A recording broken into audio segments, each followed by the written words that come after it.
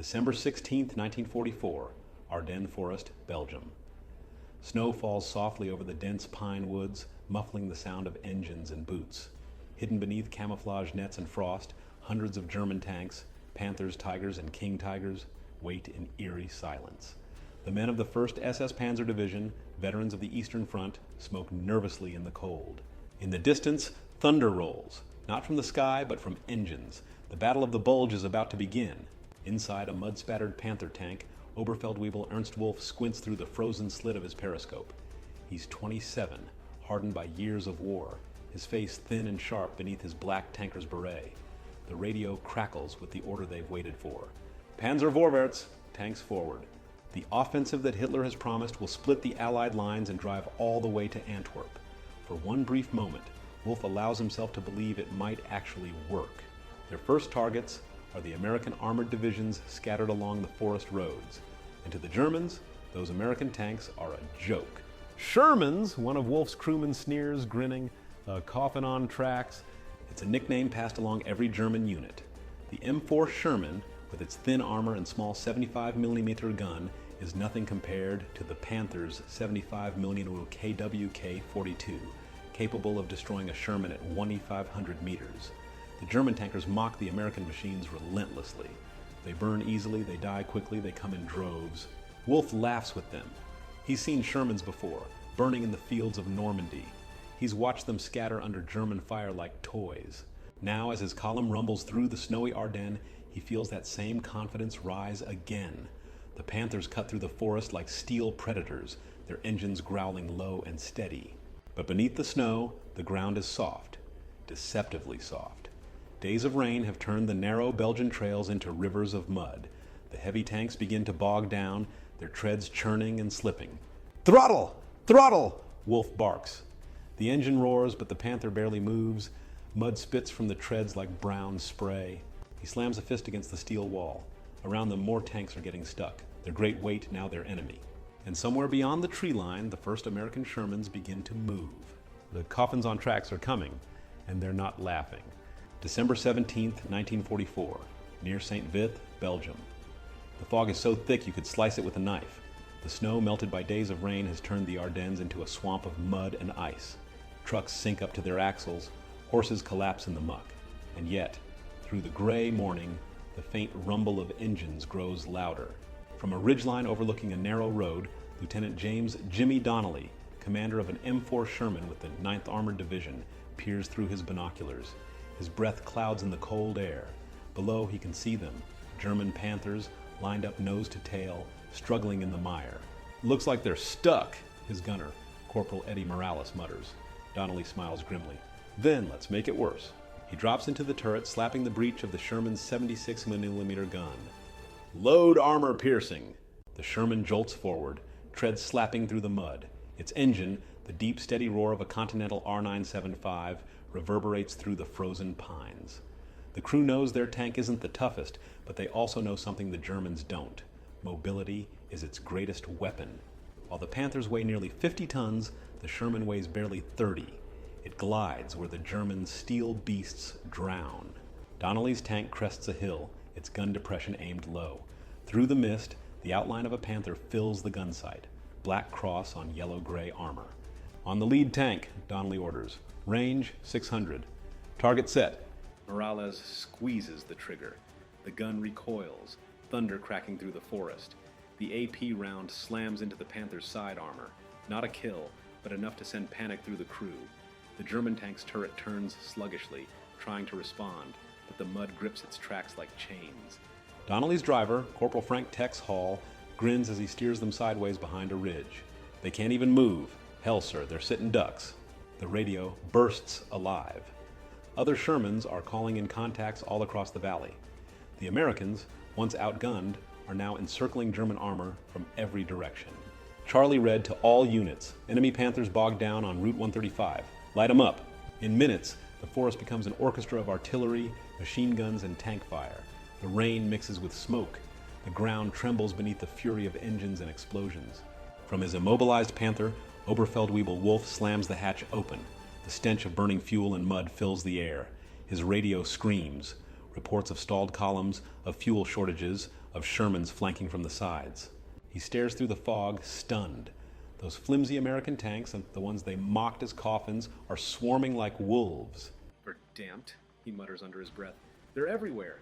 By nightfall, the once proud German advance has slowed to a crawl. Tanks are abandoned, their crews forced to flee or fight on foot. And as snow begins to fall again over the shattered Ardennes, one truth becomes clear. The mud has chosen its side.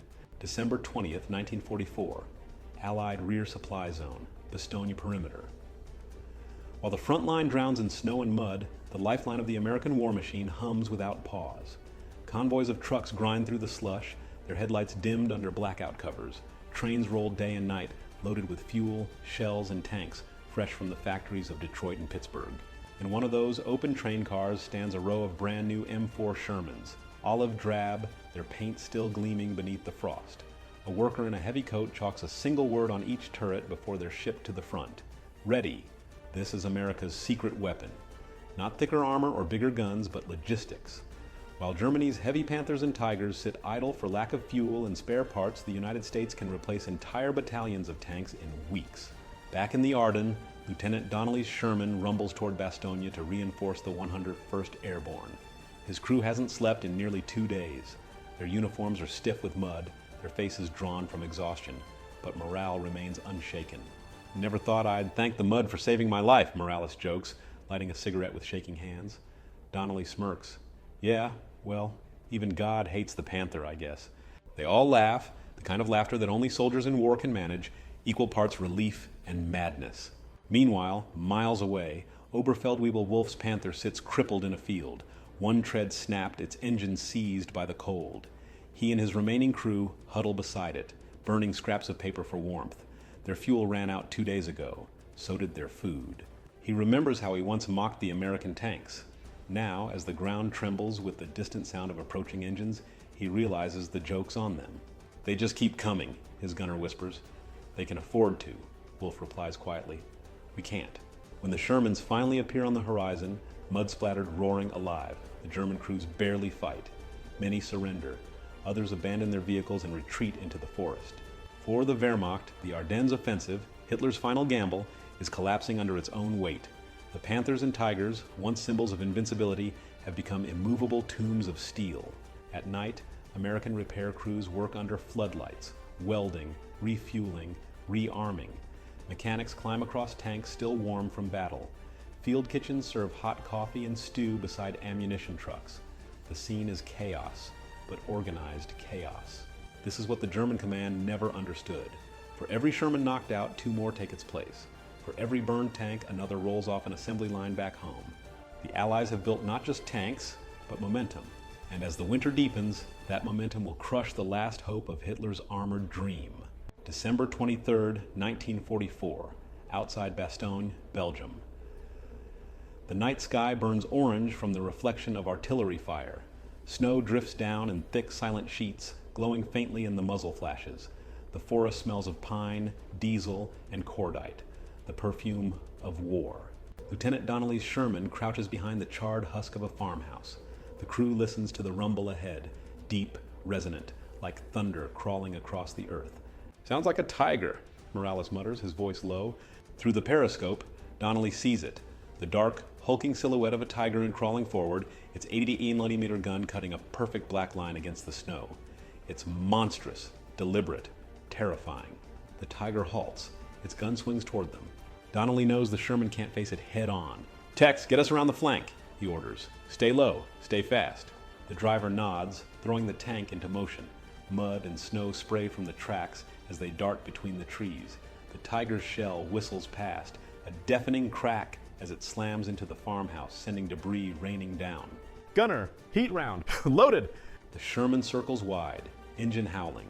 The lighter tank pivots sharply, finding higher ground on a frozen embankment.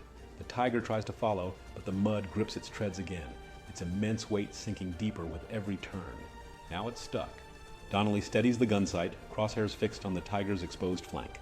Fire! The round slams home. Sparks burst across the German tank's armor, then smoke. Inside, the Tiger's crew scrambles to escape. One man tumbles out of the hatch, his uniform on fire, vanishing into the snow. Donnelly exhales slowly. That's for every Sherman you burned. As dawn breaks, the battlefield tells the story of reversal. German tanks, once the hunters, now lie half buried in snow and mud, their barrels jutting skyward like gravestones. The lighter, faster Shermans weave between them, pushing deeper into the Ardennes. From a captured ridge, American spotters watch as Luftwaffe support fails to appear. Allied planes dominate the skies again. P-47 Thunderbolts streak overhead, their rockets cutting long, fiery scars across the frozen fields. "Thunderbolts inbound!" someone shouts. "Get clear!" The Panthers below erupt in explosions as the fighter bombers swoop low, tearing through the remnants of Hitler's armored divisions. What the mud doesn't claim, Allied firepower finishes. By Christmas Eve, the German offensive is spent. Bastogne still holds, the panzers are broken. In his frozen command post, Wolfe receives the final order: fall back. He looks once more at the wreck of his Panther, its engine buried to the turret in mud, and feels something inside him finally collapse. "So this is how it ends," he says softly. "Beaten by the weather and by a machine we mocked." January 1945, the Ardennes, after the thaw. The snow is melting now. The once deadly forests are quiet again, the ground littered with burnt-out tanks, German and American alike. The roads are choked with the twisted carcasses of Panthers, Tigers, and Shermans. Soldiers move among them, inspecting, salvaging, photographing. To most, they're just wrecks. But to the tankers who fought here, each machine tells a story of courage, of failure, of survival. Lieutenant Donnelly's crew stands beside their Sherman, scarred and dented, its paint streaked with mud. They've been through hell and come out alive. Morales runs his hand along the armor, shaking his head. "Guess she ain't such a coffin after all." Donnelly smiles. "No, she's a survivor." The Battle of the Bulge would become Germany's last great offensive in the West. Over 600 German tanks were destroyed or abandoned, many not by enemy fire, but by mud, fuel shortages, and mechanical failure. The mighty Panthers and Tigers proved too complex, too heavy, too few. The Sherman, on the other hand, was simple, reliable, and everywhere. It didn't need to be the strongest tank, and only the one that was there. From Normandy's hedgerows to the frozen woods of Belgium, it carried its crews through the darkest months of the war. And in that winter of 1944, it turned humiliation into triumph. For the men who once laughed at it, there would be no laughter left. The mud had silenced the giants, and the coffin on tracks had rolled straight into history. Spring 1945, Western Germany.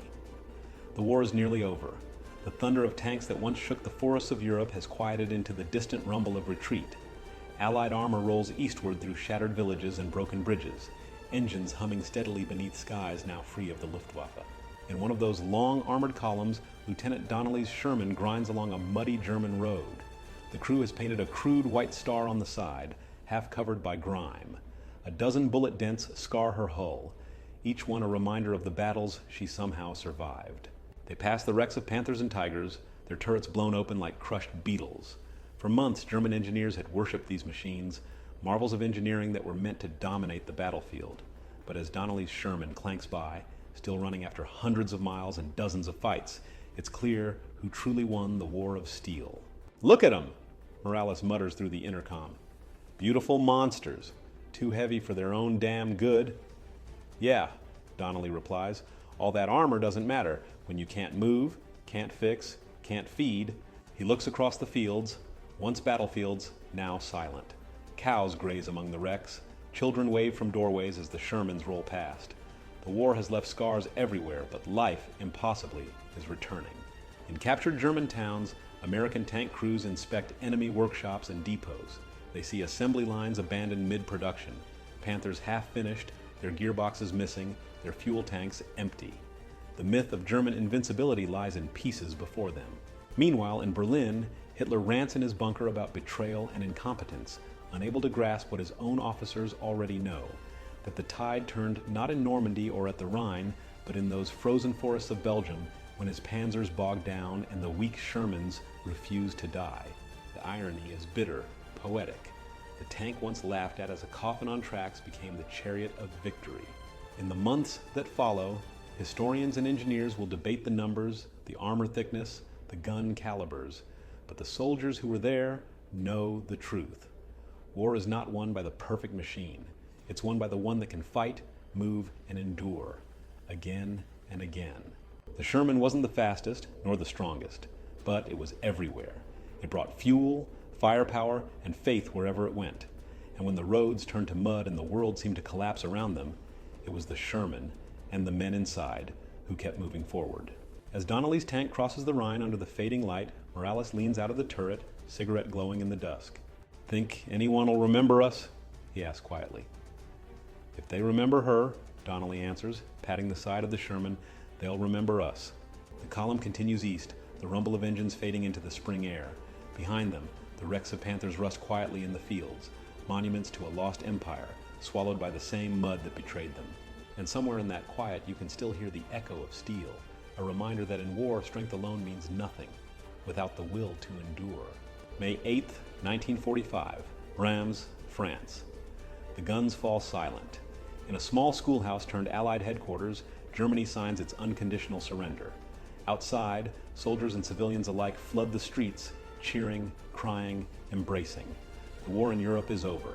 But in the quiet that follows, the machines that carried the Allies to victory, the Shermans, the half-tracks, the Jeeps, sit lined along the fields like weary giants.